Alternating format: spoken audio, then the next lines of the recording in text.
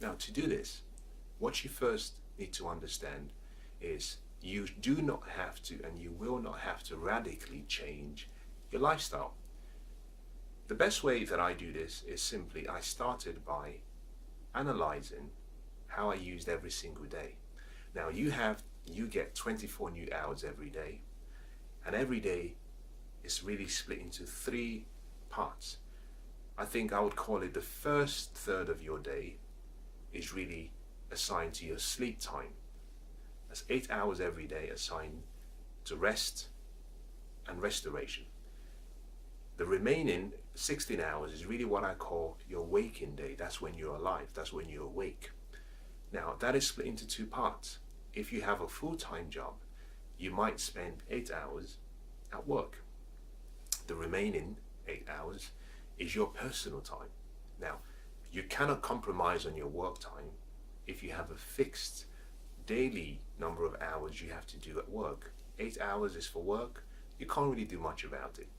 And therefore, just making an observation about how you use your sleep time and your personal time could actually give you some insights as to how you can perhaps reallocate some of your time to investing in yourself. Now, these are my two recommendations. The first is simply, rather than sleep for 8 hours every day, why don't you consider investing 1 hour in yourself by waking up 1 hour earlier and investing that time in your personal development, in increasing your wisdom, in becoming more knowledgeable. Now, if 1 hour is too much, you can simply go for perhaps half an hour. That's fine. Half an hour is still very good. Reason being, actually, at the early hours of the morning, when everyone is still asleep, is that you're not distracted by social media, by the thoughts you normally have during the day, by all the sensational information that comes your way every single day.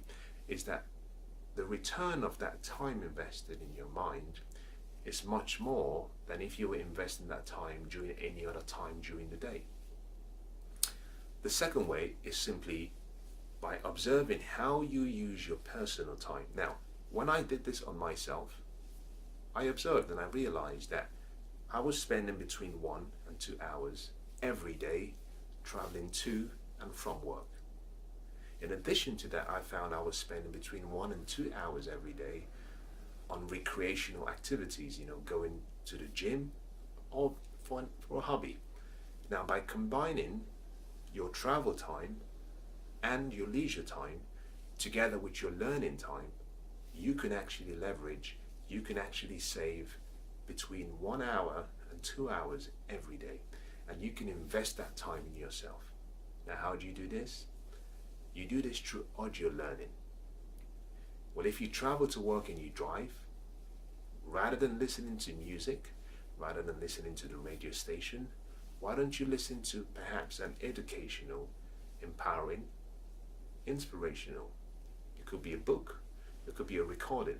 Why don't you listen to that on your travel? Now, just doing that alone means every day you could actually be investing 1 extra hour in yourself. Now, 1 extra hour in yourself, by the end of the year, if you did that every single day, it would be almost equivalent to actually having a full-time, undergraduate university qualification, because you've learned so much. Every day consistently, you've learned so much. Now, just doing that alone can make you one of the most knowledgeable people or persons in a particular area of interest. Now, what you can also do is then look at your leisure time and your hobbies. If you go to the gym like I do, I decided that I would, rather than listen to music all the way through, I decided that I would spend half of the time listening to an audiobook, an inspirational recording, and then I would spend the remaining half listening to music, because you need to have a good balance. But the whole point is that you must be willing to trade some of your entertainment for education. I call that the EE experience. Is that you will have to substitute and decide that you will learn whilst you travel, and you will learn whilst you have fun. Now, just by doing this alone, you will find actually that every day you're investing between 1.5 and 2.5 hours in yourself.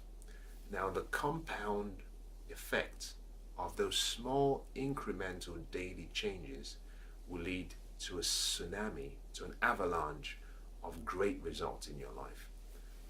So remember this: the first investment you have to make has to be in yourself.